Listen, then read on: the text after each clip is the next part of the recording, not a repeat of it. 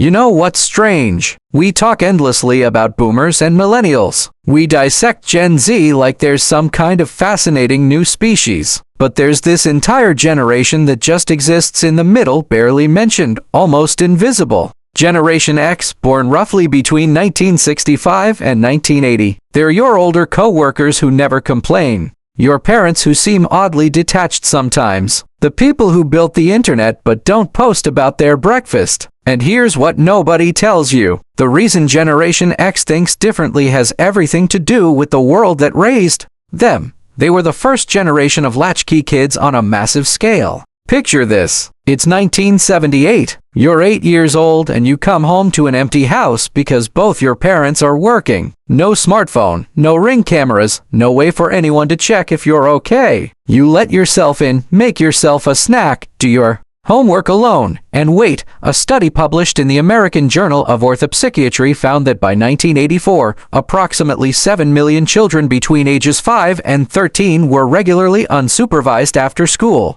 That's an entire generation learning very early that you can't always count on someone being there. And that changes the way your mind works. That empty house did more than make them self-reliant. It trained them to think differently about consequences, responsibility, and survival. Actions had real outcomes. Ones you couldn't talk your way out of. When their parents finally showed up, you always knew where you stood. The rules hit hard and fast. Nobody cared about how you felt or wanted to talk about it. Step out of line and you paid for it right then and there. Psychologically, this created what researchers call a high-contingency environment where actions and outcomes were directly linked without buffer time. Their brains learn to predict consequences in real time, which is why Gen X tends to think 3 steps ahead in ways that confuse younger generations. Gen X grew up watching their parents talk a big game about stability, then turn around and rack up divorce rates through the 70s and 80 seconds. They saw people give their all to companies only to get pink slips when the next round of layoffs hit. Everyone told them, work hard, follow the rules, and life will work out, but then the rules changed right in front of them.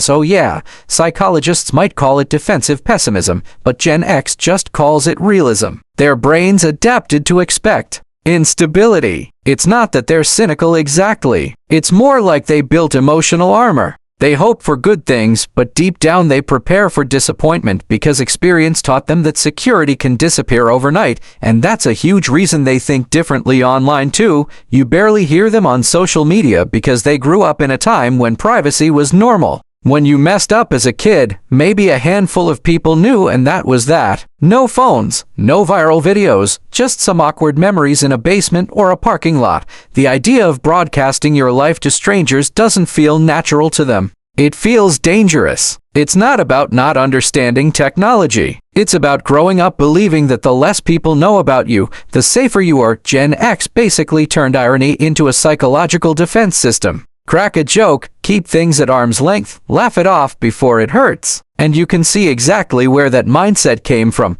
They grew up in the shadow of the Cold War when teachers talked about nuclear war like it was just another rainy day. Duck and cover drills in school as if a desk would somehow save anyone. When adults act like everything might collapse at any moment but also tell you not to panic, your brain learns to hold contradictory ideas at the same time. You learn emotional distance, but here's what's fascinating. Despite all this, Gen X developed a way of thinking about work that still stands out today. They don't talk about it. They don't post about it. They just do it. That mindset was built early through jobs that seem almost ancient now. Paper routes at 5 in the morning, bagging groceries, working fast food registers where you had to calculate change in your head when the machine broke. These weren't resume builders. They were introductions to responsibility. A 12-year-old could be trusted to deliver newspapers to an entire neighborhood before sunrise. That kind of responsibility changes how you see yourself. They watched their parents' generation get crushed by corporate restructuring. So they never fully believed in company loyalty, but they became fiercely loyal to competence. They can't control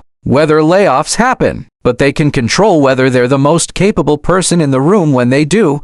There's also this strange paradox at the center of Gen X psychology. They're incredibly independent, yet quietly dependable. They'll rarely ask for help because they've been solving problems alone since childhood. But if you need help, they'll show up immediately without turning it into a performance or posting about it online.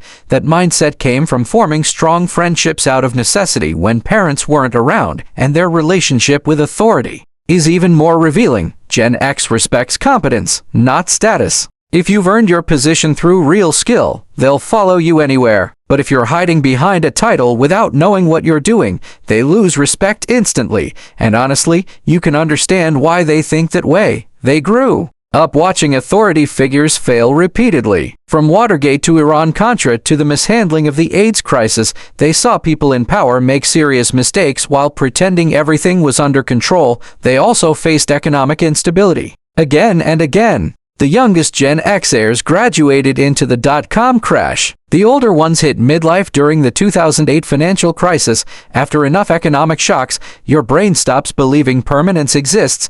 That's why Gen X is more likely to have backup plans, side income, or emergency savings. Not because they're naturally entrepreneurial, but because uncertainty became part of their psychology.